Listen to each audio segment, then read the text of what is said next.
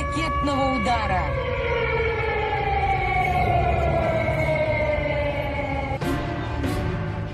ये announcement Moscow में हो रही है। मॉस्को में परमाणु हमले के खतरे का अनाउंसमेंट। Используйте противогазы всех типов. Ватно-марлевые повязки. Принять таблетки калия йодида. Сохраняйте спокойствие. При ухудшении самочувствия обращайтесь в ближайший. ये अनाउंसमेंट उस मॉस्को में हो रही है जहां रूस के राष्ट्रपति व्लादिमीर पुतिन रहते हैं, जहां रूस की सेना के टॉप लेवल के अधिकारी रहते हैं, जहां दुनिया के सबसे बड़े परमाणु बम का बटन मौजूद है। उसी मॉस्को में अचानक रेडियो का सिग्नल चला गया। कार में गाना के बदले ये चेतावनी गूंजने लगी। Является воздушная тревога. Всем немедленно проследовать в укрытие. सिर्फ रेडियो पर ही नहीं, टीवी में सिग्नल का भी आना अचानक बंद हो गया। टीवी पर भी कार्यक्रम के बदले परमाणु हमले का इमरजेंसी अलार्म बजने लगा। Используйте противогазы всех типов. При их отсутствии ватно-марлевые повязки. Принять таблетки калия йодида. Сохраняйте спокойствие. При ухудшении самочувствия обращайтесь в ближайшее медучреждение. इस अनाउंसमेंट को सुनते ही मॉस्को में सनसनी फैल गई। जो कार में था वो अपने कार की स्पीड बढ़ाकर जल्द से जल्द किसी बॉम्ब शेल्टर में पहुंचने की कोशिश में लग गया। Внимание! Внимание! Угроза ракетного удара.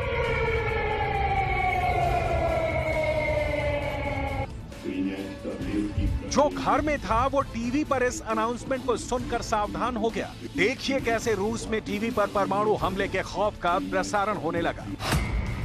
रेडिएशन के खतरे को रूस के नक्शे पर दिखाया जाने लगा। परमाणु हमले के बाद कैसे रेडिएशन मॉस्को से बढ़ते हुए पूरे रूस में फैल जाएगा, टीवी पर इस खौफ का सीधा प्रसारण होने लगा। परमाणु हमला होने पर क्या करना है, कैसे रेडिएशन से खुद को बचाना है, टीवी पर चेतावनी प्रसारित होने लगी। Ватно-марлевые повязки. Принять таблетки калия йодида. Сохраняйте спокойствие. При ухудшении самочувствия обращайтесь в ближайшее медучреждение.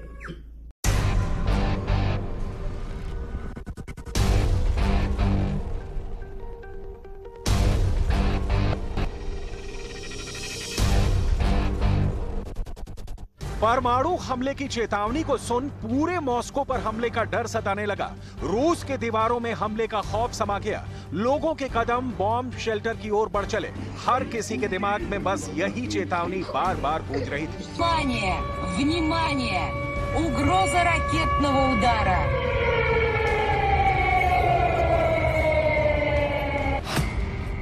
ये अनाउंसमेंट सिर्फ मॉस्को में ही नहीं हुआ।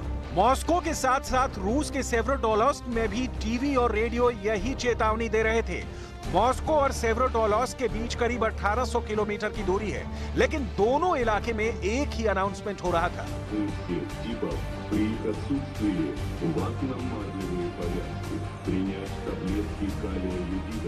Сохраняйте спокойствие. При ухудшении самочувствия обращайтесь в ближайшее медучреждение. इस अनाउंसमेंट के दौरान ही रूस की सीक्रेट सर्विस एक्टिव हुई। जांच पड़ताल में पता लगा इस अलार्म का दूर दूर तक सच से कोई वास्ता नहीं है। पड़ताल में पता चला हैकरों ने मॉस्को और सेवरोडोनेट्स्क में टीवी और रेडियो को हैक कर लिया है। ना सिर्फ हैक किया है बल्कि रूसी प्रसारण को हाईजैक कर लिया है। हाईजैक कर हैकर सिर्फ परमाणु हमले की चेतावनी प्रसारित कर रहे थे। Внимание!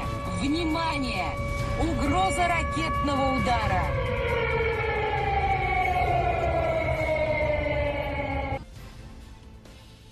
हैकरों ने ऐसा पहली बार नहीं किया था। पिछले एक महीने में ये तीसरी बार था जब मॉस्को में टीवी और रेडियो को हाईजैक कर लिया गया। लेकिन इस बार पहली बार लोगों को परमाणु हमले का खौफ दिखाकर रेडिएशन से बचाने वाली गोलियां लेने की चेतावनी दी गई थी। Используйте противогазы всех типов.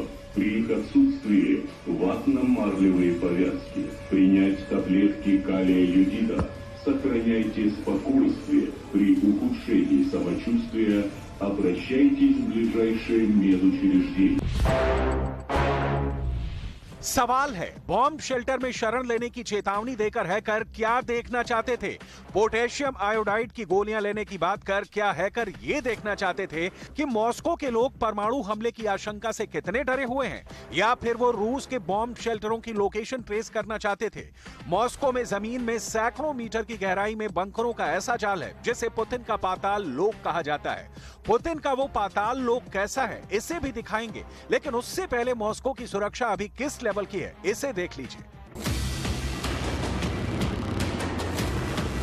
इन दिनों क्रेमलिन की सुरक्षा ऐसे हो रही है, 4000 से अधिक कमांडो की नजर 24/7 क्रेमलिन पर है। मॉस्को पर ड्रोन अटैक की कोशिश के बाद पुतिन के किले की सुरक्षा फुल प्रूफ है।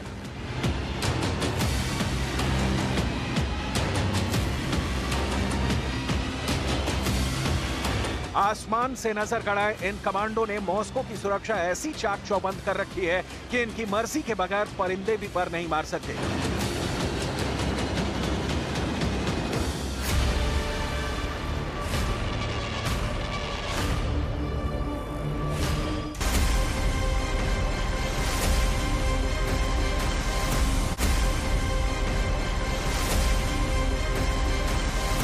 मॉस्को की धरती और आसमान में सुरक्षा का कितना सघन इंतजाम किया गया है, इसे देख लीजिए। जमीन पर मॉस्को के चारों तरफ 5 लेयर की सुरक्षा व्यवस्था की गई है। इस 5 घेरे के चक्रव्यूह को पार करना मुश्किल ही नहीं, नामुमकिन बताया जा रहा है। तो मॉस्को के सेंटर में मौजूद क्रेमलिन की सुरक्षा ऐसी है कि इस किले के पास जो भी आएगा मारा जाएगा। पुतिन के दफ्तर के पास पांसिर S1 एयर डिफेंस सिस्टम तैनात किए गए हैं। पुतिन के सरकारी आवास को एयर डिफेंस सिस्टम के सुरक्षा कवच से लैस किया गया है। मॉस्को में आसमान से कोई अटैक ना हो, इसलिए 3 तरह के एयर डिफेंस सिस्टम एक्टिव हैं। पहला है पांसिर S1, दूसरा S-400 एयर डिफेंस सिस्टम और तीसरा है S-500 एयर डिफेंस सिस्टम। इन तीनों एयर डिफेंस सिस्टम को मॉस्को की सुरक्षा में तैनात किया गया है।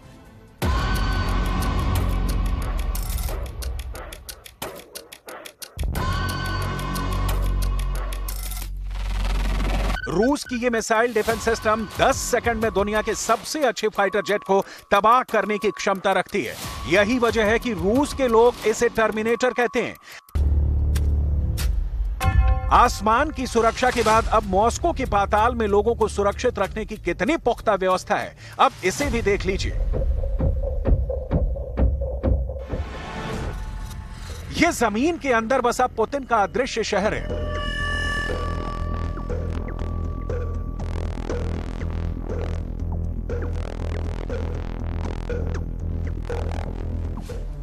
पाताल में बसा एक ऐसा नगर जहां घुप अंधेरा पसरा है।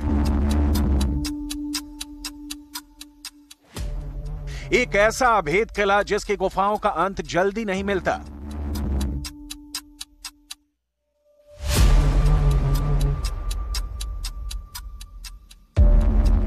बंकरों की एक ऐसी भूल भुलैया जहां दुनिया के किसी भी देश की स्पेशल फोर्स भी चकमा खा जाए। ऊपर धरती पर अगर बड़ी से बड़ी मिसाइल भी फट जाए, इसके सन्नाटों में आकर मिसाइलों का शोर भी शून्य हो जाता है। जिधर देखो उधर अंधकार, सन्नाटा, और उस सन्नाटे को चीरती 100% बचाव की गारंटी। यह मॉस्को में जमीन में सैकड़ों मीटर की गहराई में मौजूद बंकरों का ऐसा जाल है जिसे पुतिन का पाताल लोक कहा जाता है। एक ऐसा लोक जो अमेरिका के परमाणु हमलों से भी महफूज है। यहां नेटो का रेडिएशन वार भी खाली चला जाएगा। यूक्रेन युद्ध के दौरान पुतिन ने देश भर में मौजूद हजारों बॉम्ब शेल्टरों को आधुनिक बनाने का आदेश दिया। पुतिन के आदेश के बाद सोवियत दौर के बंकरों की मरम्मत का काम पूरा हो गया है। रूस के हजारों बंकरों में से कई बंकर बरसों से बंद पड़े। रूस के जिन तहखानों पर ताला जड़ा था, 3 दशकों से अधिक वक्त से बंद सुरंगें खुल गई हैं। रिपोर्ट में दावा किया गया है कि सिर्फ मॉस्को में ही कम से कम 60 बॉम्ब शेल्टरों को इस्तेमाल के लिए तैयार कर दिया गया है। मॉस्को से जो तस्वीरें सामने आई हैं, उसने रूस पर बड़े हमले की आशंका को बढ़ा दिया है। पेंटागन की खुफिया रिपोर्ट में दावा किया गया है कि मॉस्को में धरती के नीचे करीब 19 किलोमीटर लंबी भूमिगत सुरंगों का जाल है। 17 किलोमीटर लंबी एक खास सुरंग क्रेमलिन से जुड़ी है। पेंटागन की एक नई रिपोर्ट के मुताबिक परमाणु हमले से बचने के लिए रूस में पुतिन के लिए टॉप सीक्रेट परमाणु बंकर भी बनाए गए हैं। रूस के ये परमाणु बंकर साइबेरिया में बनाए गए हैं। साइबेरिया में रूस के कई परमाणु बंकर हैं, लेकिन ये किसी को भी नहीं पता होता कि पुतिन किस बंकर में मौजूद है। दावा किया जाता है कि पुतिन का बंकर इतना मजबूत है कि उस पर परमाणु बम का भी असर नहीं होगा। पेंटागन की एक नई रिपोर्ट के मुताबिक एक बहुत बड़ा भूमिगत परमाणु बंकर मॉस्को में भी बनाया गया है। ये बंकर मॉस्को स्टेट यूनिवर्सिटी से सटे है। दावा तो यहां तक है कि पुतिन का सबसे खास परमाणु बंकर इतना बड़ा है कि उसमें 1 लाख लोग शरण लेकर अपने आप को परमाणु हमले से बचा सकते हैं।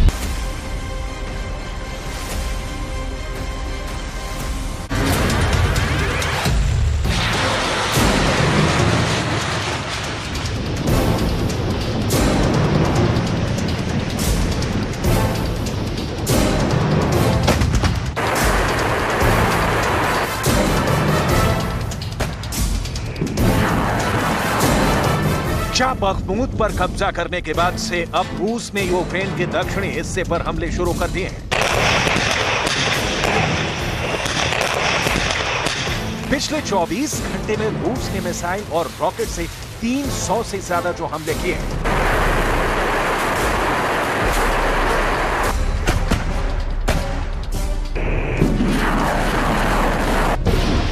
क्या वो रूस के ऑपरेशन जीरो की शुरुआत है? क्या वाकई में पुतिन की फौज ने यूक्रेन में नाटो और अमेरिका की घातक मिसाइल, रॉकेट और तोप खाने को आवाज बम से तबाह करना शुरू कर दिया है?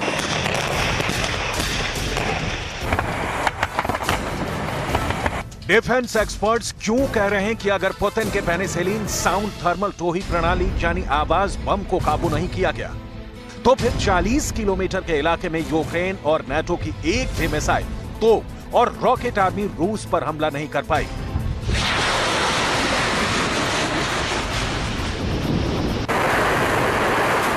क्या वाकई में ज़ेलेंस्की अब हारते यूक्रेन को देखकर भागने की सोचने लगे? आखिर 50 लाख करोड़ का नुकसान झेलने के बाद भी नाटो और अमेरिका यूक्रेन को घातक मिसाइलें क्यों नहीं दे रहे हैं?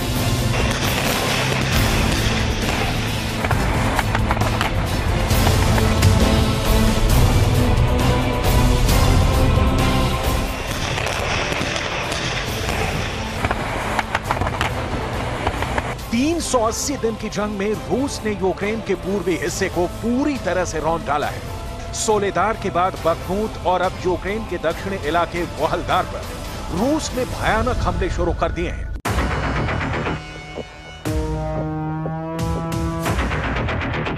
आप इसी से अंदाजा लगा सकते हैं कि रूस के मिसाइल, ड्रोन और रॉकेट हमलों को यूक्रेन का एयर डिफेंस सिस्टम रोक ही नहीं पा रहा है।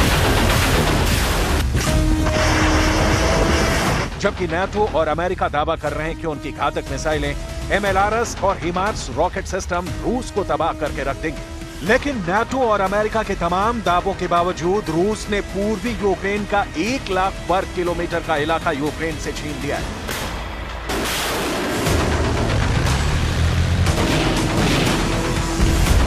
ऐसे में सवाल उठ रहे हैं कि आखिर रूस, यूक्रेन और नाटो के तोपखाने, रॉकेट और मिसाइल सिस्टम पर अचूक निशाना कैसे लगा रहा है? इसका जवाब है पुतिन का आवाज बम, जिसे सैन्य भाषा में पेनिसिलिन साउंड थर्मल टोही प्रणाली के नाम से जाना जाता है।